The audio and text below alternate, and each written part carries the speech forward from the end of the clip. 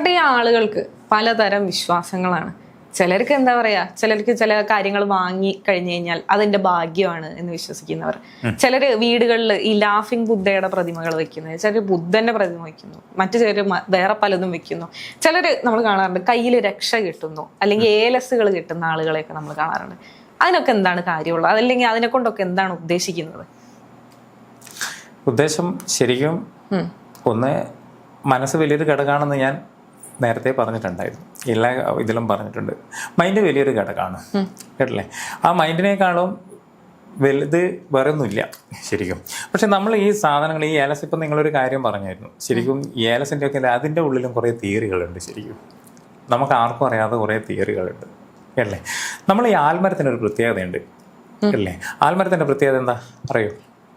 നിങ്ങൾ ഏത് സമയത്തും, അത് എപ്പോഴും നമ്മൾ ചൂടുള്ള സമയത്ത് പോലും ഈ ആൽമരത്തിൻ്റെ പോയാൽ നല്ല തണുപ്പായിരിക്കും, അല്ലേ? അപ്പോൾ ഇവിടെ നടക്കുന്ന പ്രക്രിയ എന്താ? ശരിക്കും ആൽമരം ശരിക്കും ഓസോൺ ലെയർ എന്ന് പറഞ്ഞാൽ ശുദ്ധവായുവാണ്, അല്ലേ? അപ്പോൾ ഈ ഗ്രഹങ്ങളിൽ നിന്ന് ഭൂമിയിലേക്ക് എത്തുന്ന അൾട്രാ വയലറ്റ് ഇൻഫ്രാറെഡ് രശ്മികളെ ഫിൽട്ടർ ചെയ്യാനുള്ള കഴിവ് ഈ ആൽമരത്തിൻ്റെ അത്രേ. എന്താ ഈ അൾട്രാ വയലറ്റ് ഇൻഫ്രാറെഡ്? ചില സമയം പറയുന്നു സൂര്യനാണേ ഇന്ന് നോക്കരുതേ, ചന്ദ്രനാണേ നോക്കരുതേ, അല്ലേ? ആ സമയത്തൊക്കെ ഗ്രഹങ്ങളിൽ നിന്ന് ഭൂമിയിലേക്ക് എത്തുന്ന രശ്മികളൊക്കെ വിഷാംശമുള്ളതാണ്. ഇതിനൊക്കെ ഫിൽട്ടർ ചെയ്യാനുള്ള കഴിവ് ഉണ്ട് ആൽമരത്തിൻ്റെ ഉള്ളിൽ നടക്കുന്ന പ്രക്രിയ ഇതാണ്, അല്ലേ? അപ്പോൾ ഇതേപോലെ നമ്മൾ എന്ത് ചെയ്യുന്നറിയോ? ഉറുക്കിൻ്റെ അകത്തും ചെയ്യുന്ന ടെക്നിക്ക് ഇത് തന്നെയാണ്. ഉറുക്കിൻ്റെ അകത്ത് നമ്മൾ ചെമ്പ് തകിടാണ് യൂസ് ചെയ്യുന്നുണ്ടെങ്കിൽ മൈലോഷിക എന്ന് പറഞ്ഞ മരുന്ന്, മെർക്കുറി ഒരല്പം മെർക്കുറി ഇട്ടാൽ വേഗം അലിയാൻ വേണ്ടിയിട്ടാണ്, അത് അളവിനനുസരിച്ചായിരിക്കണം. പിന്നെ കുങ്കുമപ്പൂവ്, പിന്നെ അതിനകത്ത് 2-3 സാധനം കൂടി ഉണ്ട്, പക്ഷെ ഞാനതൊരു മന്ത്രവിധികൾ കാര്യമായതുകൊണ്ട് പറയുന്നില്ല. അപ്പോൾ ഈ സാധനങ്ങളൊക്കെ മിസ് ചെയ്യുന്ന സമയത്തും ഇതിൻ്റെ അകത്ത് പുറത്തേക്ക് വരുന്ന സാധനം ഈ ഓസോൺ ലെയർ എന്ന് പറഞ്ഞാൽ ശുദ്ധവായുവാണ്. ഇത് കഴുത്ത് കെട്ടി ആര് ശ്വസിക്കൂ? നമ്മൾ ശ്വസിക്കും. കൈ കെട്ടി ആര് ശ്വസിക്കൂ? നമുക്ക് എന്തെങ്കിലും തട്ടുവോ? നമുക്ക് ശുദ്ധവായു ലഭിക്കുന്നു എന്നതിനപ്പുറത്തേക്ക് നമ്മളിപ്പോ ഒരു ദോഷം വരിക എന്ന് പറയുന്നത് എന്താ? ശരിക്കും മോശമായ സാധനങ്ങൾ നമ്മൾ ശ്വസിക്കുമ്പോൾ അത് തന്നെയാണ് നമുക്ക് പ്രശ്നങ്ങൾ വരുന്നത്, അല്ലേ? അപ്പൊ ഇവിടെ ഈ സാധനങ്ങൾ എപ്പോഴും നമുക്ക് മോശമായ ശത്രു സംഹാര പൂജയൊക്കെ ചെയ്യുന്നത് എന്തിനു വേണ്ടിയിട്ടാണ്? അപ്പോ ഏത് ശത്രു സംഹാര പൂജ എവിടെ കഴിക്കുന്നു നിങ്ങൾ? അമ്പലങ്ങളിലൊക്കെ ശരിക്കും ഈ അമ്പലങ്ങളിൽ, എല്ലാ അമ്പലങ്ങളിലല്ല ഞാൻ പറഞ്ഞത്, ചില അമ്പലങ്ങളിലൊക്കെ ഈ ശത്രു സംഹാര പൂജയൊന്നും കഴിച്ചാൽ നമുക്ക് അതിൻ്റെതായ എഫക്റ്റ് കിട്ടത്തില്ല, കേട്ടില്ലേ? അതിൻ്റെ അത് ഒരു കാരണം എന്താന്ന് പറഞ്ഞാൽ, ഒന്ന്, നിങ്ങൾ ഒരാളെ വ്യക്തിയുടെ ഒരു പൂജാതി കർമ്മങ്ങളോ കാര്യങ്ങളോ അല്ല ചെയ്യുന്നത്. പല ആൾക്കാർ കൂടിയിട്ട് എല്ലാ ആൾക്കാരുടെ പേരും കാര്യങ്ങളും വെച്ച് ചെയ്യാം. ചില ആൾക്കാർ പേര് പോലും പറയത്തില്ല. കാരണം എന്താണെന്നറിയോ? അവിടെ പൂജ കഴിഞ്ഞാൽ അതിൻ്റെ സാധനം എടുത്ത് നിങ്ങൾക്ക് ഇങ്ങോട്ട് തരും, അല്ലേ? അപ്പോൾ ശരിക്കും ഇതിൻ്റെ അകത്ത് പൂജാതി കർമ്മങ്ങളിൽ ചെയ്യുന്ന ക്രിയകളും ഇത് തന്നെയാണ്. കാരണം എന്താണെന്നറിയോ? നമ്മൾ ഈ കത്തിക്കുന്ന ഓരോ സാധനവും ഇതുപോലുള്ള സംഗതികളാണ്. പ്ലാവ് വിറക്, നെയ്യ്, പശു നെയ്യ്, അതിൻ്റെ അകത്ത് കൊട്ടത്തേങ്ങ ഇടുന്നു, അല്ലേ? അപ്പോൾ ഇതൊക്കെയെന്ന് പറഞ്ഞാൽ പരിസരം ശുദ്ധീകരിക്കാനുള്ള സംഭവങ്ങളാണ്. അപ്പോൾ ശരിക്കും നമ്മൾ ഈ അമ്പലത്തിൽ പോയിട്ട് ശത്രു സംഹാരം ഹോമം ചെയ്യുന്നതിൽ 100 ഇരട്ടി ഗുണം ചെയ്യും നമ്മളെ വീട്ടിൽ വെച്ച് ചെയ്യുമ്പോൾ. കാരണം നമുക്കിത് കത്തിച്ച് പുക ഇതെന്തെന്നറിയോ? അതാണ് ഗണപതി ഹോമമൊക്കെ ചെയ്യുന്ന ആൾക്കാർ, പണ്ടത്തെ ആൾക്കാരൊക്കെ എന്ത് ചെയ്യുമെന്നറിയോ? വാതിലൊക്കെ അടച്ചിട്ടിട്ട് ഈ പുകയിനകത്ത് കെട്ടി നിർത്തിച്ചറിയും. കാരണം എന്താണെന്ന് പറഞ്ഞാൽ ഈ കത്തിയിട്ട് പുറത്തേക്ക് വരുന്ന സാധനം അണുക്കളെ നശിപ്പിക്കണം. പുക എന്ന് പറയുന്നത് കാർബൺ ഡൈ ഓക്സൈഡ് അല്ലേ? അതെ, പക്ഷേ കാർബൺ മോണോക്സൈഡ് അല്ല. ഞാനൊരു കാര്യം പറയണ്ട, നിങ്ങളിപ്പോ പറയുന്ന ഓരോ സാധനങ്ങൾ, ഇപ്പോൾ പുക എന്ന് പറയുന്നത് ശരീരത്തിന് മോശമാണെന്ന് വെച്ചോ, പല സംഗതികളും ഉണ്ട്. കാരണം എന്താന്ന് പറഞ്ഞാൽ മെഡിസിൻ ചേർന്നിട്ടുള്ള പുക നമ്മൾ ആവി പിടിപ്പിക്കുന്നില്ലേ? അത് പുകയല്ല, അത് നീരാവിയാണ്. നീരാവി. ഇതേപോലെ തന്നെയാണ് സംഭവങ്ങൾ. നമ്മൾ ഓരോ സാധനങ്ങളും ഇതിൻ്റെ അകത്ത് മിസ് ചെയ്യുന്ന സമയത്ത് ഇതിനകത്ത് പുറത്തേക്ക് വരുന്ന സാധനമാണ് നമുക്ക് ശരീരത്തിന് ഗുണം ചെയ്യുന്നതും ദോഷം ചെയ്യുന്നതും ഒക്കെ. അപ്പോൾ നമ്മൾ ഈ പൂജാതി കർമ്മങ്ങൾ ചെയ്യുമ്പോൾ എപ്പോഴും എന്താണെന്ന് അറിയാം, ഇതുപോലെയുള്ള നല്ല നല്ല സാധനങ്ങളെല്ലാം കത്തിക്കും, കേട്ടില്ലേ? അപ്പോൾ ഇത് ശരിക്കും ശത്രുദോഷം മാറുന്നത് എങ്ങനെയാ? ഈ ശത്രുദോഷം എന്ന് പറയുന്ന സാധനം എന്താ? ദോഷകരമായ സാധനങ്ങൾ നമ്മുടെ വീട്ടിലൊക്കെ പരിസരത്ത് ഉണ്ടാവുക എന്നുള്ളത് തന്നെയാണ് ദോഷം എന്ന് പറയുന്ന സാധനങ്ങൾ, അല്ലേ? അപ്പോൾ ഇതിനെ നശിപ്പിക്കാൻ ഇത് സംഭവങ്ങളാണ് നല്ലത്. അപ്പോൾ ഇന്ന് അമ്പലത്തിൽ നിന്ന് കാര്യങ്ങളൊക്കെ എന്ത് ചെയ്യുന്നു? ഈ പൂജാതി കർമ്മങ്ങൾ ചെയ്ത് ഈ സാധനം എടുത്തിട്ട് നമുക്ക് ഇങ്ങനെ തരുന്നു. നമ്മൾ അതിനകത്ത് നിങ്ങൾക്ക് പൊടിയുണ്ട വീട്ടിൽ കൊണ്ടുപോയിട്ട് ചുറ്റുപാട്ടിടുന്നു. ശരിക്കും 100 ഇരട്ടി ഗുണം ചെയ്യാൻ നമ്മൾ വീട്ടിൽ വെച്ച് ചെയ്യുന്നത് തന്നെയാണ്. ഓക്കെ. അപ്പോൾ ഈ വീടുകളിലായാലും എവിടുന്നായാലും ഈ ഒരു ശത്രു സംഹാര പൂജ ചെയ്യുക എന്ന് പറഞ്ഞു കഴിഞ്ഞാൽ അതിന്റെ വർക്കിംഗ് ഈ കാര്യങ്ങളൊക്കെ ഇട്ട് ദഹിപ്പിക്കുന്നു. ഇത് കറക്റ്റാണ്. കേട്ടില്ലേ? എങ്ങനെ ശത്രുവിനെ അതെങ്ങനെയാണ് എഫക്ട് ചെയ്യുന്നത് മനസ്സിലായില്ല. ശത്രുവിനെ എങ്ങനെയാണ് അത്? ശത്രുവിനെ ഞാൻ കഴിഞ്ഞ വീഡിയോസ് ഞാൻ പറഞ്ഞിട്ടുണ്ടായിരുന്നു, കൂടോത്രം ചെയ്യുന്ന സംഗതികളും കാര്യങ്ങളൊക്കെ, അല്ലേ? ഇത് ഓരോ സാധനം മെഡിസിൻ ആണെന്ന് ഞാൻ പറഞ്ഞിട്ടുണ്ടായിരുന്നു. ഈ മെഡിസിനാണ് നമ്മളെ തകിടം മറിക്കുന്നത്. ഇതിനെ നശിപ്പിക്കാനുള്ള ടെക്നിക്കാണ് ഇതിൻ്റെ അകത്തുനിന്ന് വരുന്ന സാധനങ്ങളും. ഇത്ര മാത്രം ചിന്തിച്ചാൽ മതി. ഓക്കെ. അപ്പൊ ഈ ഏലസുകളുടെ കാര്യം പറഞ്ഞു. തകിടുകളുടെ, അതായത് ഏലസിന്റെ ഉള്ളിൽ നമുക്ക് ഈ പറഞ്ഞ കാര്യങ്ങളൊക്കെ ഉൾക്കൊള്ളിക്കാം എന്ന് കരുതാം. അല്ല, ഇതിൻ്റെ അകത്ത് ഞാൻ നേരത്തെ പറയുമ്പോൾ തന്നെ ഞാനൊരു കാര്യം പറഞ്ഞേ, ചെമ്പ് തകിടിന്റെ മേലെ ചേർക്കുന്നുണ്ടെങ്കിൽ ഇന്നേ മെഡിസിൻ. ഇനി വെള്ളിയുടെ സാധനത്തിന്റെ മേലെയാണെങ്കിലോ വേറെ സാധനം മിസ് ചെയ്യും. പറഞ്ഞ മനസ്സിലായില്ലേ? അപ്പൊ എല്ലാ സാധനത്തിനും ഒരേ സാധനം അല്ല യൂസ് ചെയ്യുക, മെഡിസിൻ മാറി മാറിയിട്ടാ ചെയ്യുക. ഓക്കെ, അപ്പൊ ഈ തകിടാവുന്ന സമയത്തോ എങ്ങനെ തകിട്? തകിടുകൾ ചിലര് എന്താ പറയാ ഈ വീടിന്റെ പല സ്ഥലത്ത് കുഴിച്ചിടാറൊക്കെ ഉണ്ടല്ലോ, ശത്രു സംഹാരത്തിന് വേണ്ടിയിട്ടും അല്ലാതെയും ഒക്കെ. നമ്മളൊരു വിശ്വാസം മാത്രമേ അതെനിക്ക് പറയാൻ പറ്റുള്ളൂ. ഇന്ന പണ്ടത്തെ ആൾക്കാർ ഓരോ ചക്രങ്ങളും കാര്യങ്ങളൊക്കെ എഴുതി വെച്ചിട്ടുണ്ട്. ആ ചക്രത്തിന് പവർ ഉണ്ടോ എന്ന് വെച്ചാൽ പവർ ഉണ്ട്. കാരണം എന്താന്ന് പറഞ്ഞാൽ ഞാൻ ഏതെങ്കിലും ഒരാൾക്ക് ഒരു പെണ്ണിന് ഒരു ലവിന്റെ ഒരു ചിഹ്നം വരച്ച് കാണിച്ചു കൊടുത്താൽ പെണ്ണിന്റെ അപ്പോൾ മുഖം മാറുന്നു. അപ്പൊ ആ ചിഹ്നത്തിന് പവറിലുണ്ടല്ലേ? മുഖം മാറുമോ മനസ്സിലായില്ലേ? അല്ല, ഞാനിപ്പോ ഒരു കാര്യം ചെയ്യട്ടെ, ഒരു മോശമായ ഞാനൊരു ചിഹ്നം ഒരു ലവിന്റെ ഒരു ചിഹ്നം വരച്ചിട്ട് നമ്മൾ എന്ത് ചെയ്യുന്നു, ഏതെങ്കിലും ഒരു കുട്ടിക്ക് കാണിച്ചു കൊടുക്കുന്നു വെച്ചോ, നിങ്ങൾ ആരായാലും ശരി. അപ്പൊ ആ കുട്ടിയുടെ സ്വഭാവ രീതികൾ മാറുന്നു. എന്നോട് ഇങ്ങനെ കാണിച്ചു പറഞ്ഞിട്ടാണോ, സംസാരിച്ചിട്ടാണോ? അല്ല, ഈ ചിഹ്നത്തിന്റെ ഒരു പവറാണ്.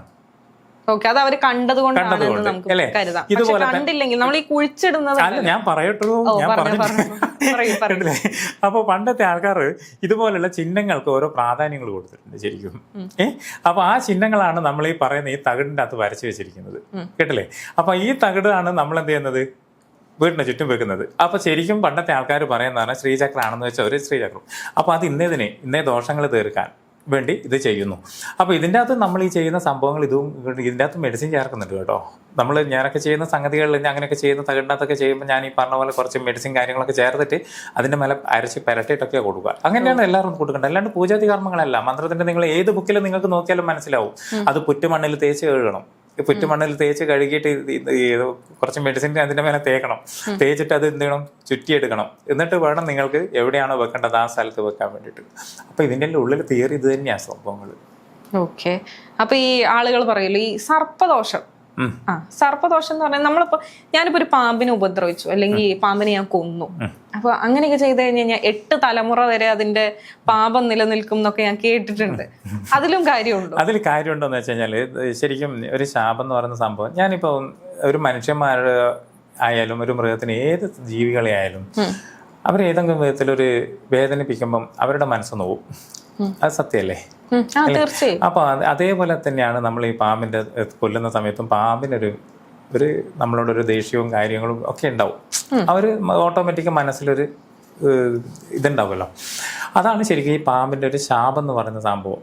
പക്ഷേ മറ്റുള്ളൊരു സാധനത്തിന് എന്താണെന്ന് എല്ലാവരും ചോദിക്കും, കോയിനെ കൊല്ലുന്നില്ലേ, അല്ലെങ്കിൽ ആടിനെ കൊല്ലുന്നില്ലേ? ഉണ്ട്. പക്ഷേങ്കിലും നമ്മൾ ഒരു സാധനത്തിന് ഒറ്റയടിക്ക് നശിപ്പിക്കുന്നതും ഇഞ്ചിൻ ചായ നശിപ്പിക്കുന്നതും തമ്മിൽ വ്യത്യാസമില്ലേ? നമ്മള് കോഴിയെ ഒറ്റ വെട്ടിന് കൊല്ലുന്നില്ലേ, ആടിനെ ഒറ്റ വെട്ടിന് കൊല്ലുന്നില്ലേ? അതാണ് വേണ്ടത്.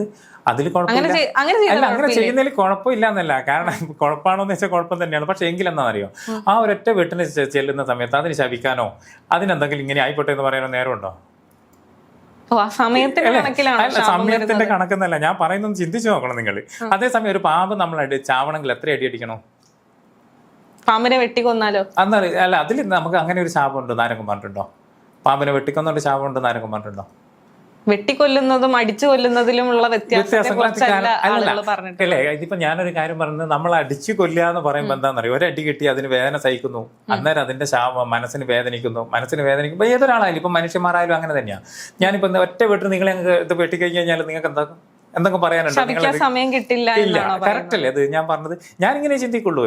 കാരണം ഞാൻ എപ്പോഴും ഞാൻ പറഞ്ഞേ, ഞാൻ തിരിച്ച് മറിച്ച് ചിന്തിക്കുന്ന ഒരു വ്യക്തിയാണ്. അല്ല, ഞാൻ എന്റെ ചോദ്യം എന്താന്ന് വെച്ച് കഴിഞ്ഞാൽ ഈ പാമ്പുകളുടെ കാര്യത്തിലാണ് ആളുകൾ ഈ 8 തലമുറ വരെ ശാപം നിലനിൽക്കും, അല്ലെങ്കിൽ പാമ്പുകളുടെ ശാപം ഭയങ്കര കഠിനമാണ് എന്നൊക്കെ കേട്ടുള്ളത്. നമ്മൾ ഒരുപാട് ജീവികളെ കൊല്ലുന്നുണ്ട്.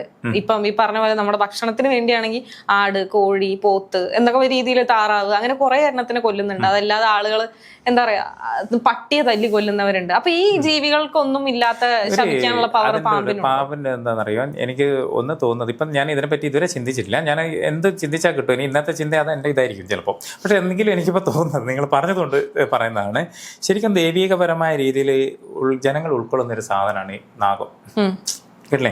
അതുകൊണ്ടും കൂടി ജനങ്ങൾക്ക് കുറച്ചും കൂടെ ഒരു ഇതും കൂടി അതിൻ്റെ മെമ്മറിയിൽ കയറും. കാരണം അതിനെ അങ്ങനെ വേദനിപ്പിക്കുന്നു. ഇനിയിപ്പോൾ അതിനൊരു തീയിനകത്ത് നമ്മൾ കത്തിപ്പോയി, ആ തീയിൽ കത്തുന്ന അവസ്ഥ എന്താ, ഒറ്റയടിക്ക് ചാവില്ല അല്ലേ? അപ്പോൾ ശരിക്കും ഈ ദൈവികപരമായിട്ട് എല്ലാ ആൾക്കാരും ഉൾക്കൊള്ളുന്ന ഒരു സാധനം കൂടി ആയതുകൊണ്ടാവും നമ്മൾ ചിലപ്പോൾ എനിക്ക് തോന്നുന്നത്, ഞാൻ അതിനെപ്പറ്റി ചിന്തിച്ചില്ല, ഞാൻ പറഞ്ഞില്ല, എനിക്ക് എന്തെങ്കിലും കിട്ടിയാൽ ഞാൻ 108 തവണ ചിന്തിച്ചുകൊണ്ടിരിക്കും. അപ്പോൾ നിങ്ങളിപ്പോൾ ചോദിക്കുമ്പോഴാണ് എൻ്റെ മെമ്മറിയിൽ ഇത് ഓടിയത്.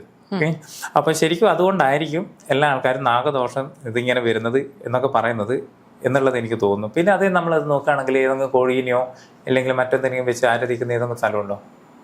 അങ്ങനെ ആരാധിക്കുന്നത് നമ്മളിപ്പോൾ ഒരു നാഗത്തിനെ നമ്മളിപ്പോൾ നോക്കിയ ഒരു ശിവന്റെ കഴുത്തിലായാലുണ്ടാവും, ഒരു ക്ഷേത്രത്തിൽ പോയി കഴിഞ്ഞാൽ ഒരു പ്രതിഷ്ഠേന്റെ മേലെ ഉണ്ടാവും, എല്ലാത്തിന്റെ മേലെ ഉണ്ടാവും. ഇല്ല, നിങ്ങളീ പറഞ്ഞ കോഴിയുടെയും അതുപോലെ തന്നെ ആടിൻ്റെതും അതുപോലെ നിങ്ങളിപ്പോൾ നോക്കുന്ന പോത്തിൻ്റെയും ഒക്കെ എവിടെയാണ് നമ്മൾ ശരിക്കും ഇങ്ങനെ കണ്ടിട്ടുണ്ട്? ശിവഭഗവാന്റെ നന്ദി എന്ന് പറയുന്നത്, നന്ദി എന്ന് പറയുന്നത് പശു അല്ലേ? അതെ, പക്ഷേ നമ്മളെ ഹിന്ദു ആചാരപ്രകാരം ഇത് കഴിക്കരുതെന്നും പറയുന്നത് ഇതുകൊണ്ടായിരിക്കും. അപ്പൊ അത് നല്ലതാണ് അല്ലെങ്കിൽ ആ വിശ്വാസം എന്നാണ് ഞാൻ correct ആണ് പറഞ്ഞിരിക്കുന്നത്. ഞാൻ നേരത്തെ പറഞ്ഞൊരു സംഭവമുണ്ട്. ഞാൻ ഇത്ര നേരം പറഞ്ഞ ഓരോ വാക്കുകളും ഞാൻ തർക്കിച്ച് പറഞ്ഞു. പക്ഷെ ഇതിൽ ഞാനൊരു കൂടുതലായിട്ട് താല്പര്യം തർക്കിച്ച് പറയാത്തതിന്റെ കേസിട്ട് ഇത് പെട്ടെന്ന് നിങ്ങളിപ്പോ ഇപ്പൊ ചോദിച്ചല്ല, പക്ഷെ ഞാൻ എൻ്റെ മുമ്പിൽ ഇതുവരെ മുമ്പേ ചിന്തിക്കാത്തതോ ഇതുവരെ ഓർക്കാത്ത ഒരു സംഭവമാണ്. അപ്പൊ ഞാൻ നേരത്തെ പറഞ്ഞതുപോലെ ഇന്ന് ഇതിനെക്കുറിച്ചായിരിക്കും എൻ്റെ ചിന്ത. എന്തിനു വേണ്ടി, എന്താണ്, നമുക്ക് നോക്കി പറയാം.